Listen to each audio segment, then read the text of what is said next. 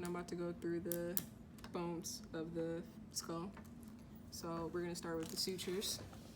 This is the sagittal suture. It comes all the way back to the lambdoidal suture, which goes all the way around right here. This is the squamous suture right there. And then coming around is or transversely across the skull is the coronal suture right there. Going on the front of the skull is the glabella. It's right there, a little kind of bridge right in between the eyes. And this is the supraorbital notch foramen right there on both sides of the eye. The frontal sinus is right here on top, right above the eyebrow, is where your frontal sinus is. Moving on to the occipital bone, which is back here.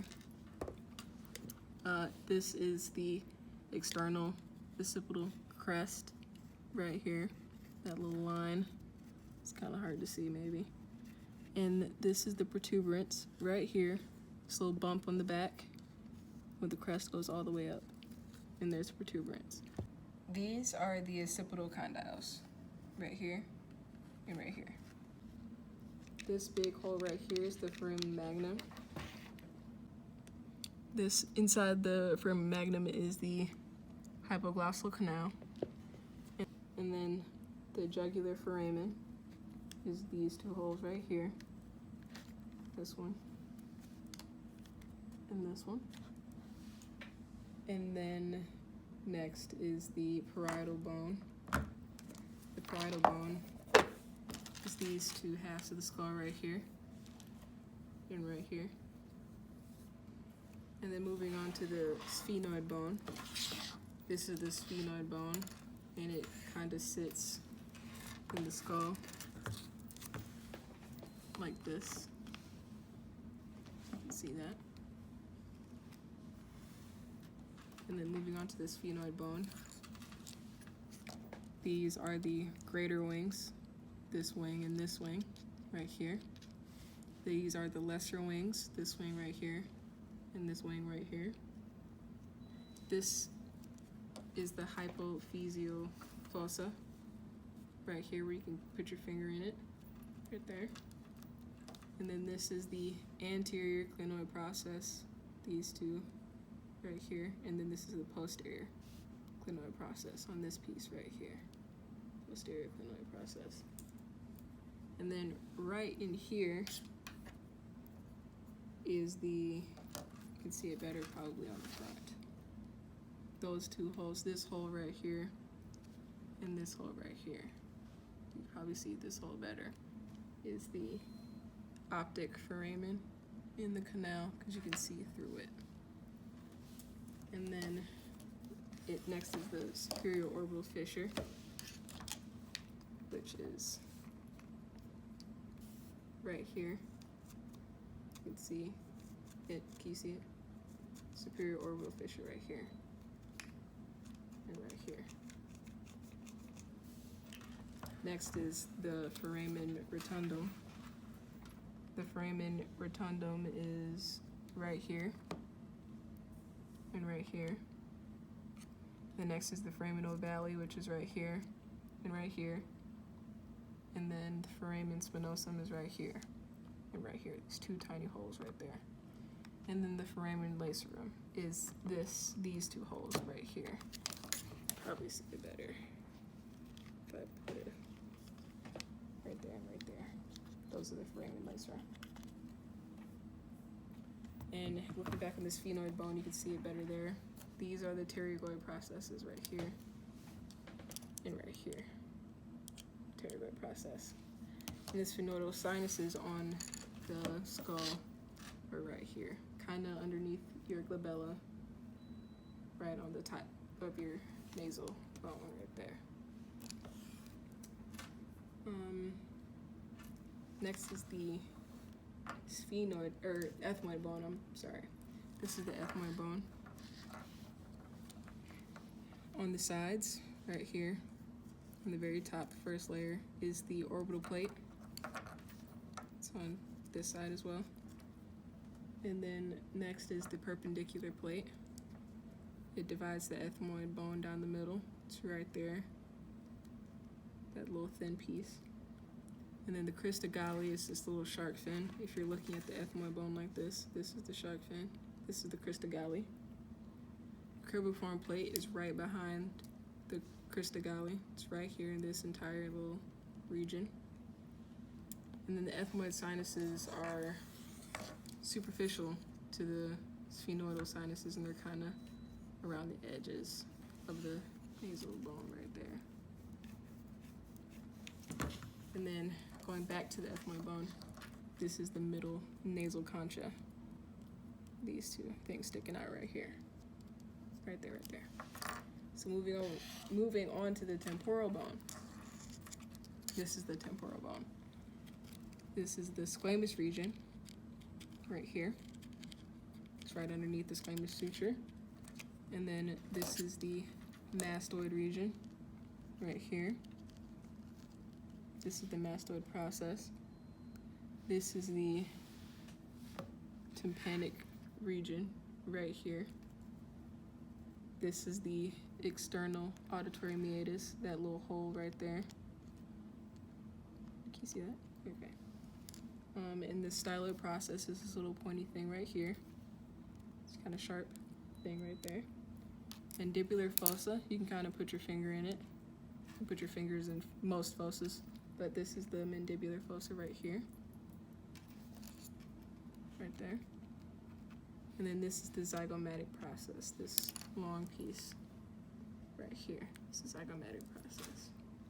And the carotid canal, or the carotid canal. This is the carotid canal. Right there. Right through there. That's it. Okay, so I'm going to be going through the first page of the muscle list. This is the frontalis right here. Turn around, and this is the occipitalis right there, that muscle. Turn this way. This is the temporalis, this muscle right here. Turn around again. This side. This is the auricularis superior. This is posterior. Right here is anterior, that little piece right there. Turn to the front. This is the corrugator right here, right above the eye. This is the orbicularis oculi. Right here, this whole circular muscle right on the eye. And this is the nasalis, this muscle right here on top of the nose. And then turn this way. This is the masseter, that little muscle right there. This is the risorius, that little muscle that goes across the buccinator right there. The buccinator, turn him this way, is this muscle right here. This is our cheek muscle. And then the Levator labii superioris. See it on this model too well, but it is right above the zygomaticus minor, kind of deep to it, and it goes straight to the eye. It's right there. Right there. And next is the zygomaticus minor, actually. This is right here. Turn a little bit. Zygomaticus minor. And this is the zygomaticus major. Right there.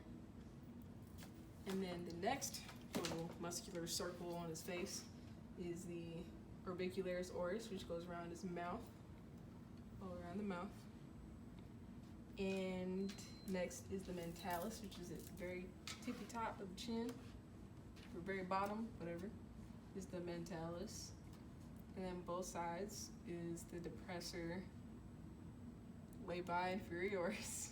And then right here is the depressor anguli oris on both sides right there. It's the most outermost one. And then we're gonna move on to this model right here for a second.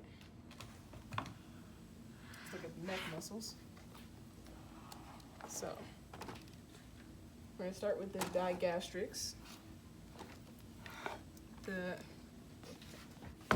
digastrix anterior is that muscle right there. You can see that. And then the posterior is this muscle right here. Can you see that? Mm-hmm. Okay. And then this is the mylohyoid, which is right here. That muscle right there. Kind of difficult to see, but it has the 30 on it. That's what that is. And then the stylohyoid goes right here over the digastrix posterior. It is labeled as number 24. And next is the sternohyoid,